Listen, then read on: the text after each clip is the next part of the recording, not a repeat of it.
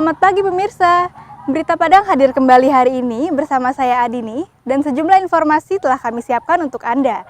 Berikut selengkapnya.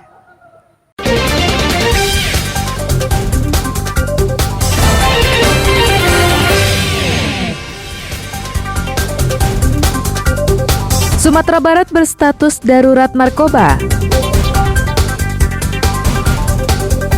Pelaku mesum kepada anak di bawah umur dibekuk polisi. Berbagai kasus hukum yang menonjol sepanjang tahun ini kami rangkum dalam catatan akhir tahun 2022.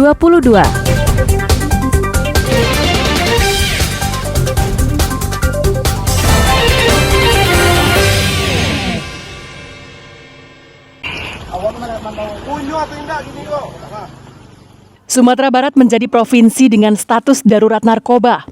Status yang tidak bagus ini dicapai karena kasus penyalahgunaan narkoba yang meningkat pesat sejak tahun 2019 sampai sekarang. Hal itu disebutkan Kepala Badan Narkotika Nasional Provinsi Sumatera Barat, Komisaris Besar Sukriya Gaos, pada keterangan pers akhir tahun di kantornya hari Rabu. Tahun 2022 ini telah mengungkap 26 kasus dan menangkap 32 pelaku dengan barang bukti sabu-sabu hampir 300 gram, ganja 122 kg, tembakau gorila 2,8 gram, dan ganja sintetis 1,13 gram. Dibanding dengan tahun 2021, BNNP Sumatera Barat mengungkap 29 kasus dengan 40 tersangka. Memang ada sedikit penurunan dalam jumlah pengungkapan kasus, namun meningkat dalam volume barang bukti yang disita. Pertengahan 19 ke atas sampai sekarang merah. Ya kita bisa lihat di LP itu rata-rata 70-80% para pengguna narkoba. Bagaimana kita kok sampai merah? Ya mungkin karena pandemi tidak ada pekerjaan atau apa. Pekerjaan yang paling menggiurkan yaitu menjadi kurir narkoba. Sedangkan jalur peredaran narkoba meliputi jalur ganja dari Aceh, Sumatera Utara, Sumatera Barat, sedangkan jalur sabu-sabu dari Aceh, Sumatera Utara, Riau, Sumatera Barat. Laude Juhardio Anse melaporkan dari Padang.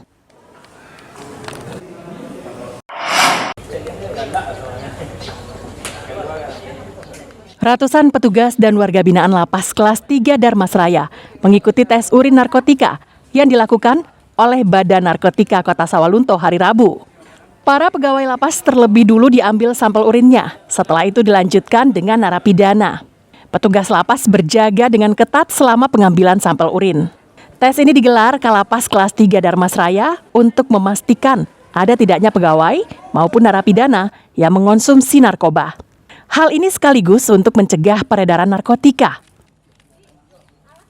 Kami sebagai warga binaan Lapas Kelas 3 Darmasraya berterima kasih kepada Bapak Kalapas Kelas 3 Darmasraya beserta jajaran tentang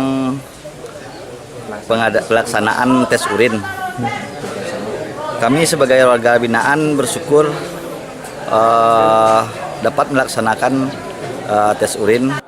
Tes urin ini diikuti oleh 53 pegawai dan 263 narapidana. Untuk menjaga agar lapas narkoba ini bisa bersih daripada narkoba, jadi lapas yang bersinar. Kedua, juga ada peningkatan kewaspadaan di akhir tahun ini dalam rangka perayaan Nataru, yaitu Natal tahun 2022 dan perayaan Tahun Baru 2023. Sehingga dengan adanya hasil yang negatif semuanya yang dites urin ini, maka pada tahun ini Badan Narkotika Kota Sawalunto telah melakukan tes urin di Lapas Kota Sawalunto, Lapas Sijunjung, dan Lapas Darmasraya.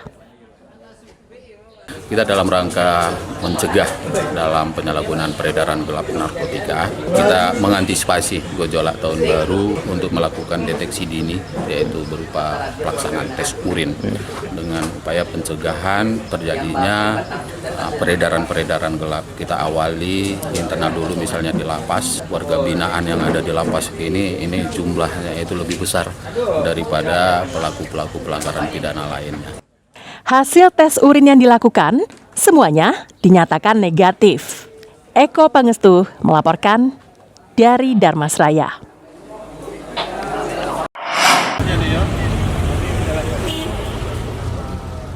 Untuk mengantisipasi terjadinya gangguan ketertiban di malam pergantian tahun, anggota Satuan Polisi Pamong Praja Kota Padang menggelar razia petasan di kawasan Pasaraya Padang Rabu sore.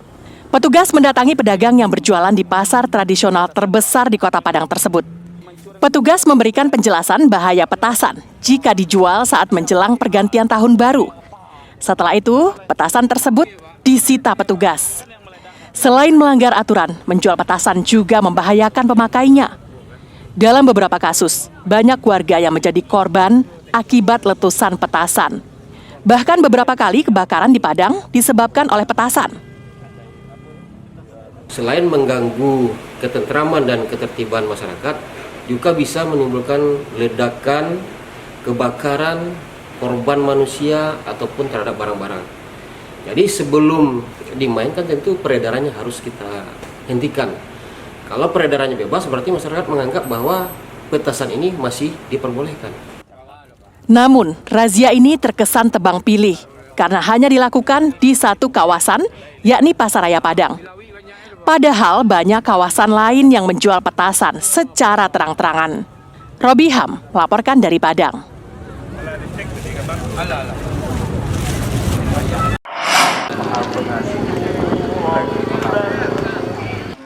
Pemerintah Kabupaten Pesisir Selatan dan budayawan setempat menggelar Festival Palaibada di kawasan wisata Pantai Caroco Painan.